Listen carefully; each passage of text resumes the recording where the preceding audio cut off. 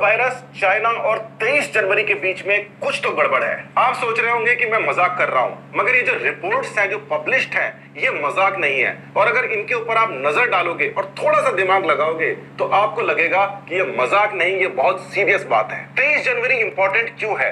दो वजह से इंपॉर्टेंट है। पहली चीज तो यह है कि वुहान शहर को चाइना ने लॉकडाउन कर दिया था बाकी पूरी की पूरी चाइना से। दूसरी जरूरी बात यह है कि 24 जनवरी से चाइना के अंदर छुट्टियां पड़ रही थी, जैसे हमारी दिवाली पर छुट्टियां पड़ती हैं। और इन छुट्टियों के बारे में कहा जाता है कि इस समय चाइनीज लोग 30 अरब यात्राएं करते हैं। मतलब कि सारी की सारी यात्राओं को अगर मिला लिया जाए तो 30 अरब यात्राएं हो जाती हैं। तो आप ये सोच रहे होंगे कि चाइना की गवर्नमेंट ने ठीक उसके पहले लॉकडाउन करके अच्छा किया। अगर आप ऐसा सोच रहे हो तो आपकी सोच को सलाम, क्योंकि ये चाइना की गवर्नमेंट का दिखावा भी हो सकता था दूसरों को बताने का कि देखिए हमारे यहां तो संक्रमण फैल रहा है, हमने इसलिए लॉकडाउन किया है। मगर फिर भी हमने पूरे देश को नहीं किया, केवल हमने एक सिटी को किया है। बाकी जगह तो हमारे बिजनेसेस चालू रहेंगे क्योंकि हमें तो अपनी अर्थव्यवस्था सुधारनी है। ठीक है, मान लेते हैं, मगर 23 जनवरी को ही इटली के अंदर 2 लोग जाते हैं जो पूरी की पूरी इटली के अंदर कोरोना वायरस फैला देते हैं। और इस प्रकार से फैला देते हैं कि इटली की हालत मरने वालों में सबसे ज्यादा बुरी हो जाती है। ये एक संयोग हो सकता है, मैं इससे इनकार नहीं करता, मगर वुहान से बाहर अलग अलग देशों के अंदर संक्रमण किस प्रकार से फैला है उसके ऊपर आप नजर डालिए। तो अमेरिका के अंदर 15 जनवरी को एक केस आ चुका था, और ये केस वो था जो कि वुहान के सी फूड मार्केट के अंदर नहीं गया था। यानी कि ये कम्युनिटी स्प्रेड वाला केस था, यानी कि थर्ड स्टेज वाला। थर्ड स्टेज यानी कि कम्युनिटी के अंदर फैल रहा था 12 जनवरी को, और उस समय तक कोई लॉकडाउन नहीं था। हर रोज लाखों लोग वुहान से बाहर जा रहे थे। देखिए 25 जनवरी तक तो श्रीलंका में भी संक्रमण पहुंच गया था। श्रीलंका तक वुहान से डायरेक्ट फ्लाइट नहीं है, यानी कि वुहान से कहीं और गया होगा और वहां से श्रीलंका आया होगा। अब जहां पर फ्लाइट की बात आ गई है तो फ्लाइट के मैप के ऊपर जरा नजर डालते हैं। यहां पर एक बात आपको ध्यान में रखनी पड़ेगी कि वुहान से चाइना के अंदर कितनी फ्लाइट्स हैं और वुहान से चाइना के बाहर यानी कि इंटरनेशनल कितनी फ्लाइट्स हैं। तो इस ग्राफ के अंदर आप देख सकते हैं कि वुहान से इंटरनेशनली कितनी सारी फ्लाइट्स हैं, और इसके अंदर ही आपको यह भी दिखाई दे जाएगा कि अफ्रीका के अंदर किसी भी प्रकार की कोई फ्लाइट नहीं है, जहां पर संक्रमण फैला भी नहीं है। साउथ अमेरिका के लिए भी कोई डायरेक्ट फ्लाइट वुहान से नहीं है, जहां पर ब्राजील है देखिए, और ब्राजील के अंदर भी इतना कोई खास संक्रमण का असर नहीं है। इंडिया, पाकिस्तान, नेपाल, भूटान, बांग्लादेश तक भी कोई डायरेक्ट फ्लाइट नहीं है, और यहां पर भी संक्रमण के बहुत ज्यादा मरीज नहीं है। यानी कि वुहान से जहां पर डायरेक्ट फ्लाइट्स है वहां पर हर जगह भर भर के संक्रमण जा रहा था, और जहां पर फ्लाइट्स नहीं है वहां पर संक्रमण नहीं जा रहा था। यानी कि ये बहुत तेजी से बढ़ने वाला वायरस था, और अगर ये इतनी तेजी से बढ़ने वाला वायरस था जो कि लॉकडाउन लगने से 15 दिन पहले तक कम्युनिटी के अंदर आ गया था, तो चाइना के अंदर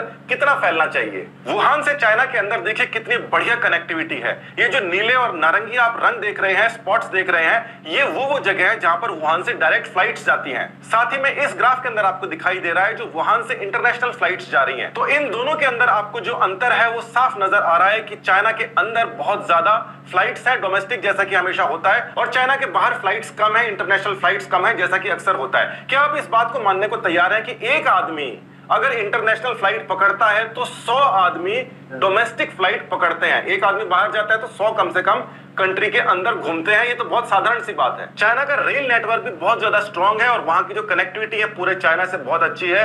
हर रोज 2 लाख से ज्यादा नागरिक वहां से दूसरी जगह में ट्रेवल कर रहे होते हैं। हर रोज 2 लाख, 15 दिन के अंदर 30 लाख। 15 दिन के अंदर 30 लाख यात्री केवल रेल से गए हैं, उसके अलावा फ्लाइट से गए हैं, पैदल भी गए हैं, बस से गए हैं, कार से गए हैं। मगर इंटरनेशनल जहां जहां पे संक्रमण गया है वहां पर केवल फ्लाइट से गए हैं। मैं ये कहना चाहता हूं कि चाइना के अंदर जबरदस्त तरीके से संक्रमण फैल सकता था, मगर वो फैला नहीं, और जो फैलाने वाले लोग थे वो पूरे चाइना के अंदर हर जगह घूम रहे थे, मगर उनको वो संक्रमण हुआ नहीं। आखिर ऐसे हुआ कैसे? बचपन के अंदर डीपीटी का और अलग सारे के सारे टीके लगते हैं, मगर क्या जवानी के अंदर, बूढ़ों के अंदर कभी कोई वैक्सीनेशन देता है? 2019 के अंदर चाइना ने ट्यूबरक्लोसिस यानी कि टीबी के खिलाफ वैक्सीनेशन दी थी, वो पूरे के पूरे कंट्री के अंदर दी गई थी। इसकी काफी ज्यादा चर्चा भी हुई थी। क्या ऐसा हो सकता है कि चाइना के पास में ये वायरस पहले से मौजूद था और इसकी जो काट वाली वैक्सीन है वो पहले से मौजूद थी, और टीबी की वैक्सीन के साथ में घोलकर उसको पिला दी गई हो? क्योंकि टीबी के अंदर उस वैक्सीन को देने के बाद के अंदर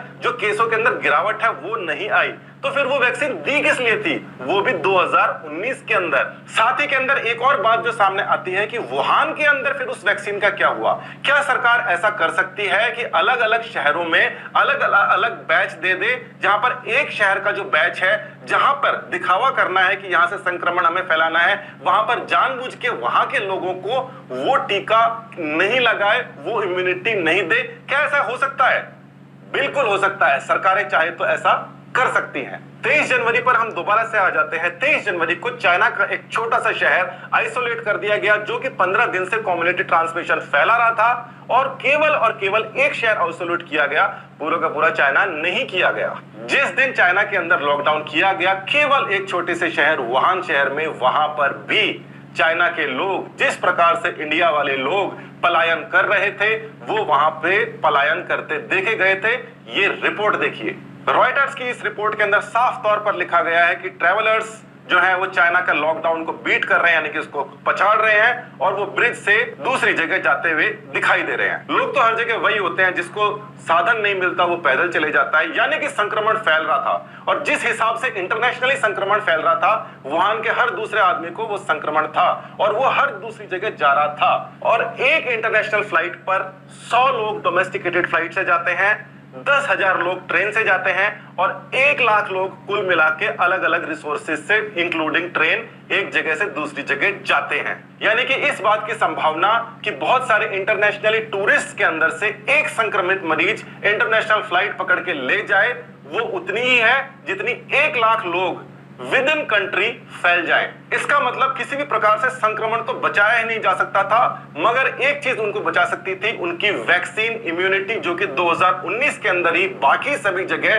दे दी गई हो, वुहान में नहीं दी गई हो। वुहान को इसलिए छोड़ दिया गया हो कि वहां पर हम किसी प्रकार से इसको फैलाएंगे, अलग अलग जगह जाएगा, उनके पास में वैक्सीन होगी नहीं, और हम केवल एक छोटे से शहर को लॉकडाउन करके दिखावा करके बच जाएंगे। ये एजम्पशन है, ये थ्योरी है, ये कोई आरोप नहीं है। ये कोई आरोप नहीं है, मगर फिर भी इतना तो बताओ चाइना वालों कि आपने उसको संक्रमण को रोका कैसे, जहां पे हर कोई इंटरनेशनली जो भी बाहर जा रहा था वो संक्रमित हो रहा था 23 जनवरी के समय में, और अंदर जो जा रहा था वो संक्रमित ही नहीं हो रहा था। ऐसा तो हो ही नहीं सकता।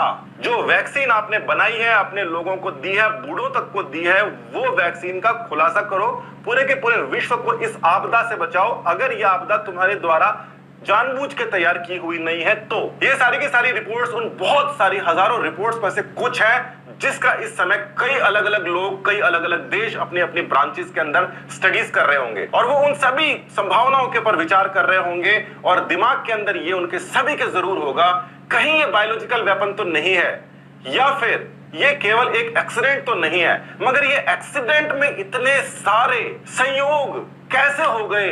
जब तक 1 लाख संक्रमित मरीज अंदर अंदर नहीं घूम जाए, तब तक एक आदमी इंटरनेशनल टूरिस्ट बाहर नहीं जा सकता।